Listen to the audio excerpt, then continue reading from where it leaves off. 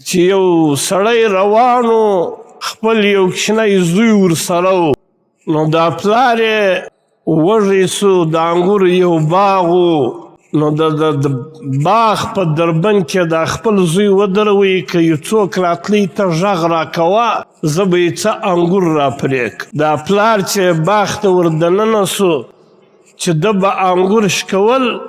زوی به پر ناره کول پلاره یو څوک موږ ویني پلار بیا راوغورځېدی بیرته به رالی د باغ دروازې لره چې وبې کتل چې څوک موږ ویني بیرته به ورغلی هیڅوک نسته شاوخوا چې بیا وکتل ولې هیڅوک نسته بیرته به بیا ورغلی باغ لره اراده بیا وکړه چې انګور پرې کړي زوی به بیا پر ناره کول پلاره موږ یو څوک ویني دی به بد واخیستی بیرته به رالی شاوخوا بیا وکتل پلار به ویل چې څوک مې ویني دې زوی ورته ویل چې زموږ رب موږ ویني هو معکم اینما کنتم د الله پاک له تی سره در سره دی چې تی چیرې یاست دا رب تی ویني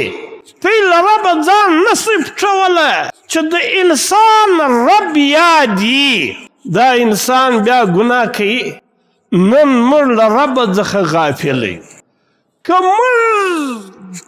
پر هغه دین باندې عمل وکړو کم دین چې جناب محمد رسول الله د انسانیت دپاره راوړی دی نو زموږ قبر به هم زموږ دپاره د جنت باغچه او زموږ حشر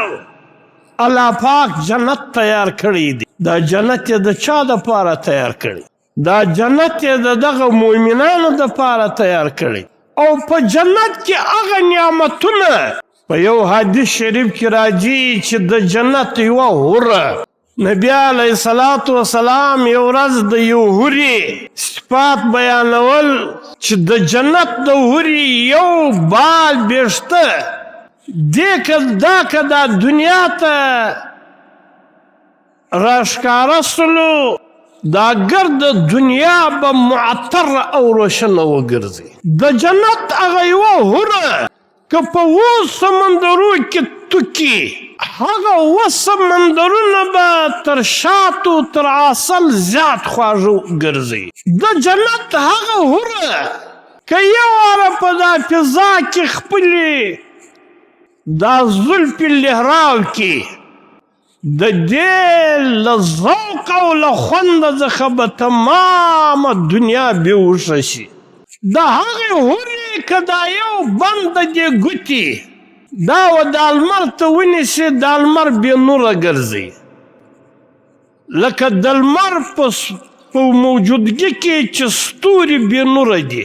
د ستوري روشني نه معلومیږي د جنت د هغه حورې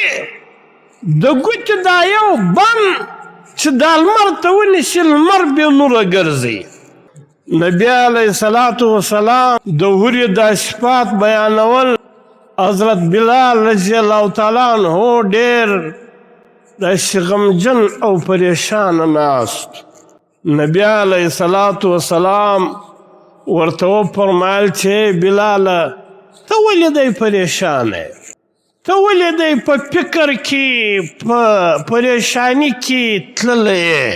حضرت بلال رضی الله تعالی عنه ورته وویل یا رسول الله تا چې د دې حورې کم صفات بیان کو کم حسن او جمال دې بیان کو زه په رنګ تور حبشي او رنګ مې دونه نامعقوله دی دا حوره به زما هم په قسمت یې او زما دغه تور رنګ دغه غیر معقوله رنګ نبی علیه الصلاة وسلام ورته ویل بلاله ته غم مه کوه الله پاک به د قیامت په ورځ پر تا باندې خپله یو تجلي واچوي په تا کې به دونه حسن پیدا سي لکه د 14 سپوږمۍ څخه به زیات حسن په تا کې پیدا سي الله پاک دا جنتونه د چا دپاره پیدا کړي دي مولانا یوسف رحمت الله علیه به فرمایل چې تاسې صحیح اصل جنت امت ته بیان کړي کنې دا خلق طاغوتي قوتونه شیطاني قوتونه دا د امت د نبی علیه صلات وسلام په جهلي جنتو کې پساوي. نو تی اصل جنت و خلکو ته بیان کړي چې خلک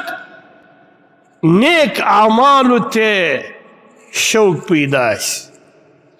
مولانا یوسف رحمت الله علیه به فرمایل چې تاسې د جنت هغه هورې امت ته بیانوئ، کنې دا شیطاني او طاغوتي قوتونه به دا امت دا د هغه پلیتو ښځو په جالو کې پسوئ. الله پاک جنت د مسلمانانو دپاره پیدا کړی،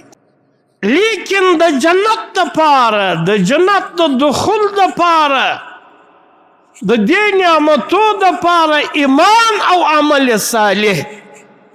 او بیا د نبی علیه صلات وسلام د امت دپاره